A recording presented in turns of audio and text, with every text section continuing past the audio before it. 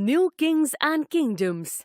The early medieval period from 8th century to 12th century AD was the period of the emergence of new dynasties in different parts of the subcontinent of India.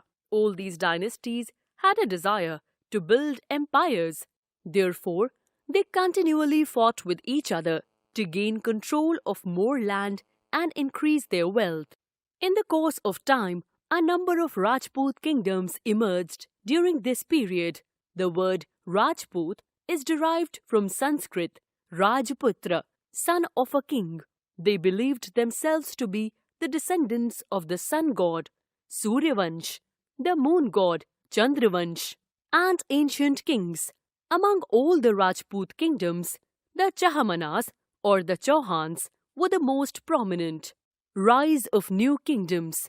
The land grants grew in number in the 7th century and became widespread throughout the country.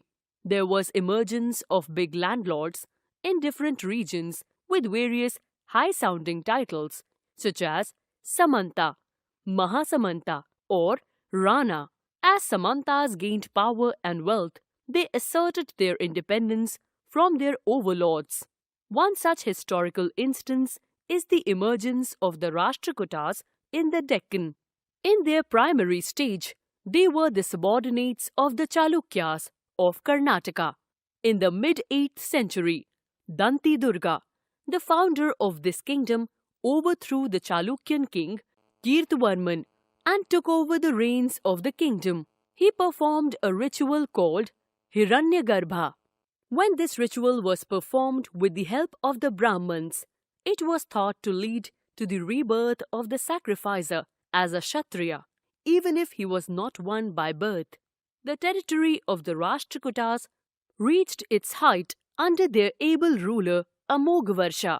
Similarly, the Gurjar Pratihars were local officials who gradually carved out a kingdom in western India, Gujarat and Rajasthan.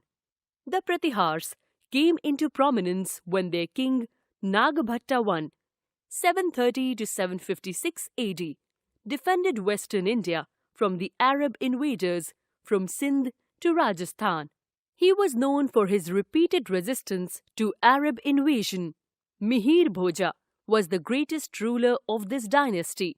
He rebuilt the empire and again conquered Kannauj, which remained the Pratihars' capital for nearly a century. His empire extended from Kathiawar to Bihar. He took the title of Adivaraha, which had been inscribed on his coins.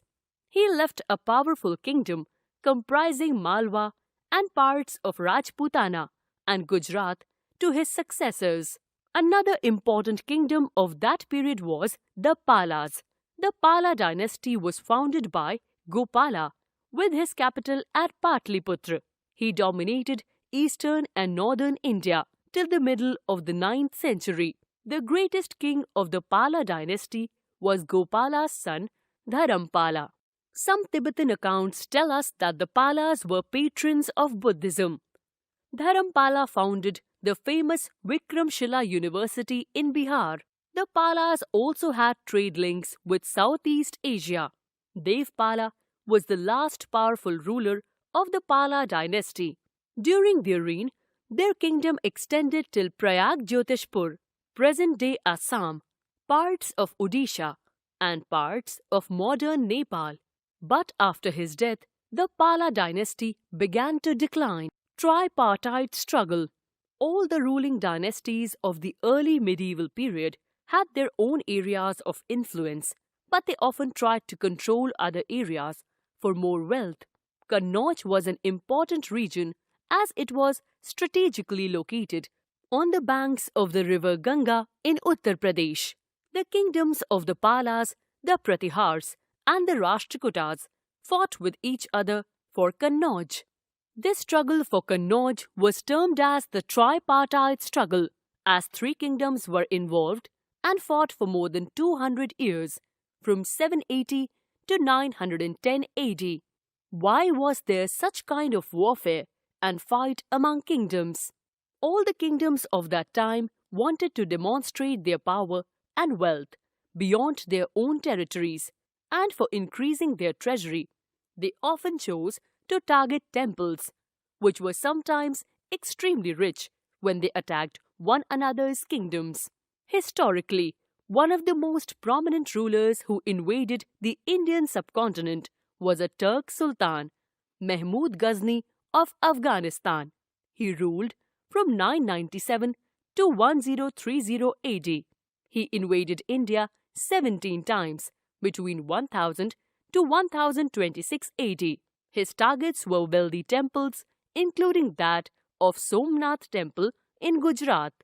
Al-Biruni, who was the court historian of Mahmud of Ghazni, was also with Mahmud during his invasions. Al-Biruni wrote an account of the subcontinent in a treatise named Kitab al-Hind. He consulted Sanskrit scholars to prepare this account. Another important kingdom which indulged in the warfare during this period for enhancing its influence was that of the Chahamanas, later known as the Chauhans, who ruled over the region around Delhi and Ajmer.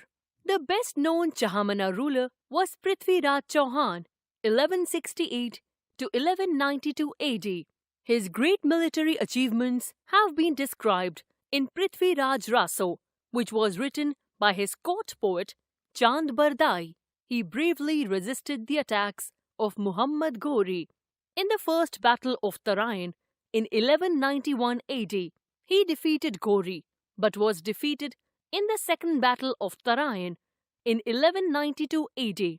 Prithviraj was executed by Muhammad Ghori, and this ended the Chauhan dynasty. Cholas of the South. The Cholas were a powerful ruling dynasty of South India between the 1st and 3rd centuries AD. After going into decline for some centuries, the Cholas rose again in the second half of the 9th century AD as one of the most brilliant dynasties of Indian history. For the next 400 years, the Cholas held sway over South India. This period is referred to as the classical age of South Indian history. The successors of Vijayalaya conquered the neighboring regions and the kingdom grew in size and power. Raja Raja Chola, 985 to 1016 AD. He was the most powerful ruler of the Chola dynasty.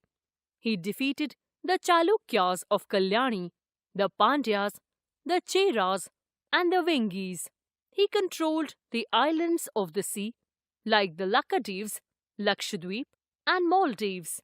He introduced two important features of the Chola administration: the navy and local self-government. He was the founder of the powerful Chola navy. Raja Raja was a great builder.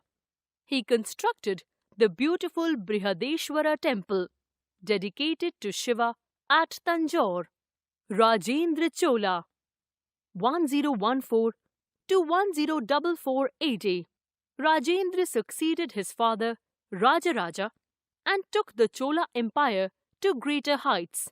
He continued his policies and even raided the Ganga Valley, Sri Lanka, and countries of Southeast Asia, developing a navy for these expeditions. He assumed the title of Gangaikonda and founded a new capital called Gangaikonda Cholapuram. Temples. The Cholas, being great patron of art and architecture, made significant contributions in these fields. The big temples of Thanjavur and Gangaikonda Cholapuram, built by Rajaraja and Rajendra, are architectural and sculptural marvels. Features of temple architecture. Temples are in Dravidian style, South Indian style. Chief feature is Vimana, or the lower Gopuram, or gateways, were richly ornamented. In the Brihadeshwara temple, the Vimana, or tower, is about 5 meters high upon a square, comprising 3 successive stories. It is crowned by a single block of granite, 7.5 meters high, and about 80 tons in weight. The temple during this period emerged as a social, cultural, and political institution. The village assembly invariably held its meetings in the temple mandapa or the hall. The temples were also endowed with land by rulers as well as by other rich persons. The produce of the land went into maintaining all the specialists who worked at the temple and very often lived near it. Many cultural activities like music and dance also prospered in the temples. Bharatnatyam, a South Indian dance form, originated here. Amongst the crafts associated with temples, the making of bronze images was the most distinctive.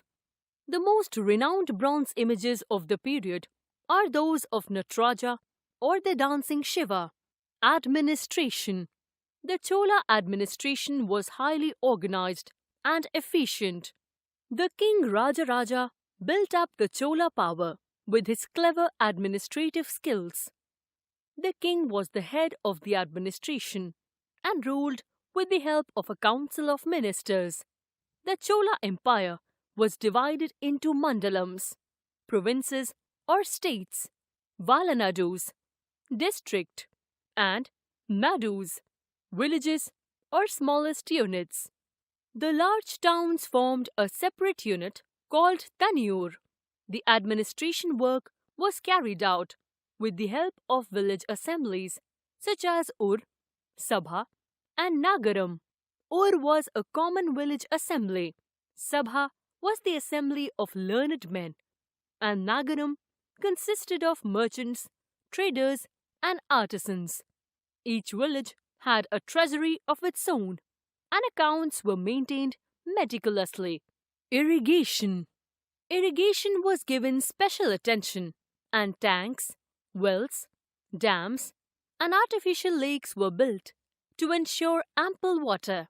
Irrigation channels were built that carried water from the river and lakes to the field.